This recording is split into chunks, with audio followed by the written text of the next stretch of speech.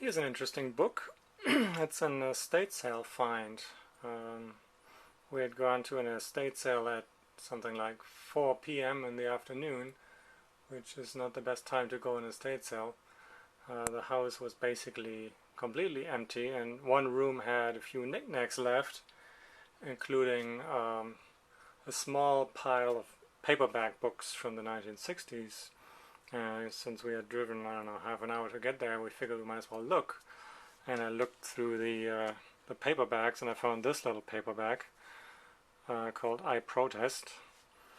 I didn't really know much about the book because I hadn't read the Power Badger, the photo book of history carefully enough, I suppose. But this book looked interesting enough. It's a photo book, and it was $1, matching the original price of $1. You want to watch this on HD so you can see some of the text in the book.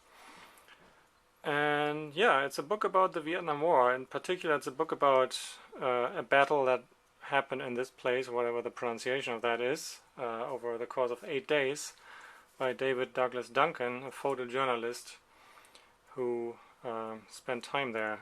Just so you know, this is the man with, you know, the helmet and the 2 cameras and everything. And this is his book. And I guess it's I don't know, I don't want to overinterpret the fact that this book was left over at an estate sale at 4 p.m. along with 9 other books. But it is, I think, I'm tempted to think it's a little bit a sign of the times that, you know, a book about war, somebody protesting against war, is not so popular right now. You don't really see a lot of protest against the wars, the various wars we are embroiled in. Okay, so I'm just gonna show you the book. So it has, it's from 1968. It's the first printing. I think that might have been a hardcover. So it has an extended essay in the beginning by the photographer with a lot of details and a lot of heartfelt comments. The photographer is mincing no words about what he thought was going on. And you see it's quite the essay, actually. Something else you don't really see that much any longer. And let's get into the book.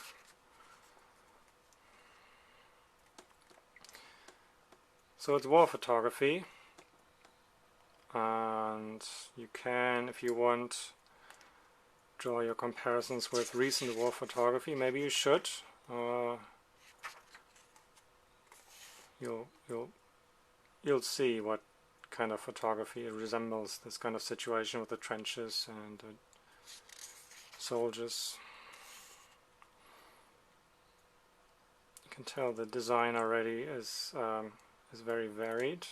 See the full bleed here, a lot of grain.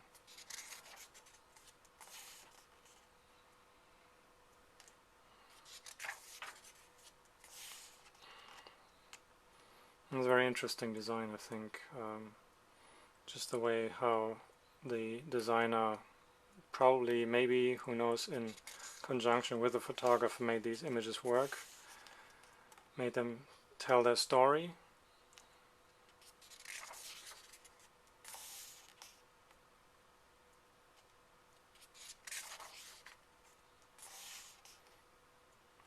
It feels like the Vietnam War is an eternity away now, and some of the lessons of that war really seem like an eternity away.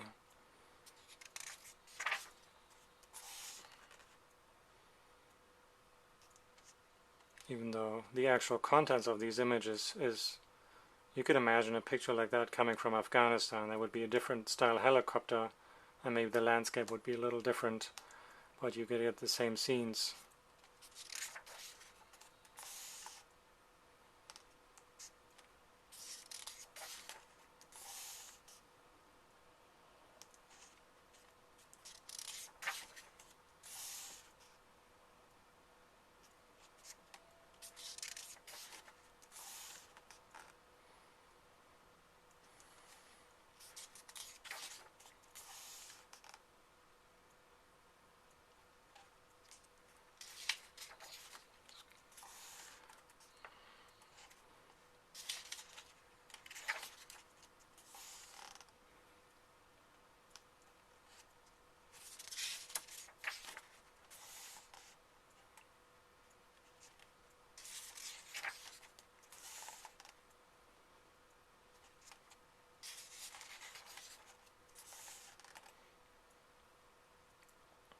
See how the story is told here?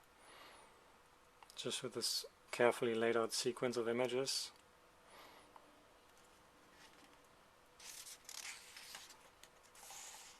And then it moves on to something else.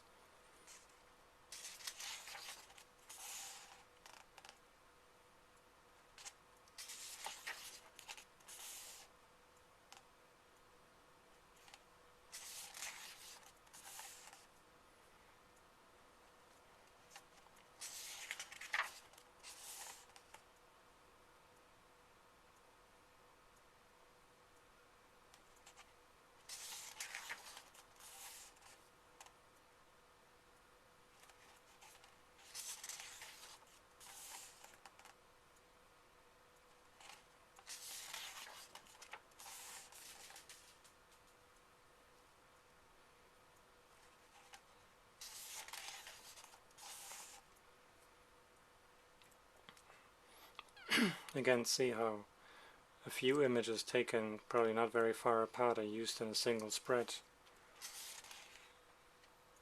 I don't think something like this is done too often any longer. It's actually kind of interesting how you can tell a story this way, or even hint at a story that might be happening or did happen.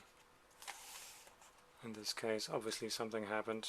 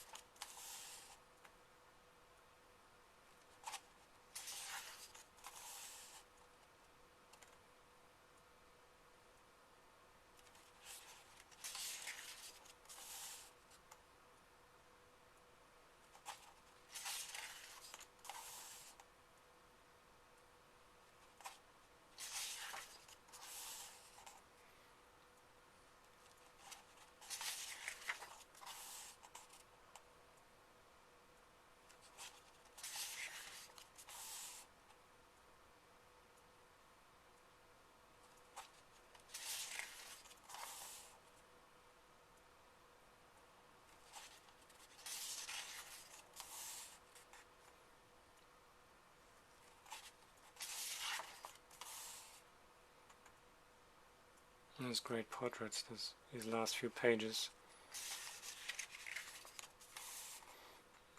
It's a very compelling way to end this book.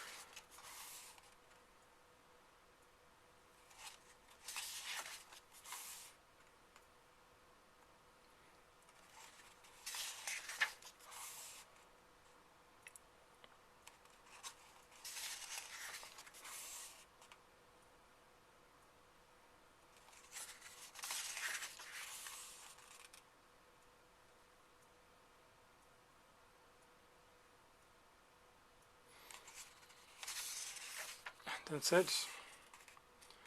That's the book. I didn't look this up, but I think you can probably find this, at least this paperback edition, for a reasonable amount of money on either Amazon or eBay. And it's definitely something you might want to put into your bookshelf. It's as you can see, it's a rather small paperback. Something that is maybe a little bit overlooked, and given that the country is embroiled in I don't know how many wars, depends on how you count them, 3 to 5. This might be something you might want to look at. I Protest by David Douglas Duncan.